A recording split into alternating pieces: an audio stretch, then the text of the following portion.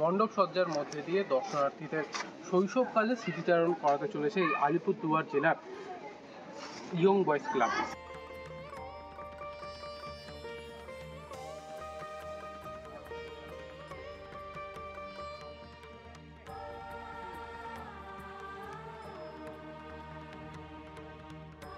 প্রতি বছরই কিন্তু বনবস্তি এবং চা বলায় বাসিন্দাদের জন্য নিত্য নতুন অভিনব থিম নিয়ে আসেন তারা। সেই থেকেই কিন্তু এই বছর তাদের থিম সহজ পাঠ। 39তম বর্ষে আমাদের ইয়ং বয়েজ ক্লাবের আমাদের ভাবনা এবছরের আমাদের পুজোর থিম সহজ পাঠ। রবীন্দ্রনাথ ঠাকুরের যে সহজ পাঠের যে বইটি আছে সেই বইয়ে যে সমস্ত ছবি, তারপরে বইয়ে যে আমরা যে ছোটোবেলায় পড়াশোনা করেছি ক আ ক খ যে সমস্ত মানে কবিতার লাইনগুলি ছিল সেগুলি আমাদের পুজো মণ্ডপে আমরা এবার ফুটিয়ে তোলার চেষ্টা করছি। আমাদের এবার দুর্গাপূজা 39তম।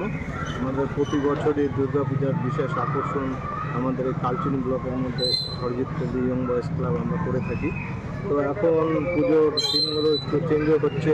তো নিয়ম অনুসারে পুজোটা কিছুটা আগিয়ে গেছে, আমাদের চতুর্থীতে ওপেনিং করার কথা আছে।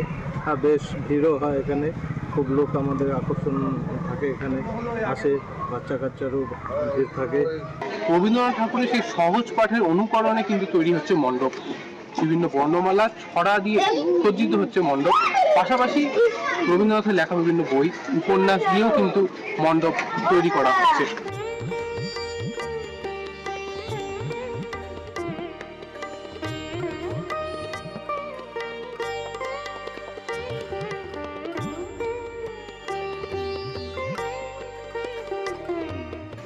এবছরও প্রতি বছরের মতো দর্শনার্থীদের ঢল নামবে বলে আশাবাদী তারা।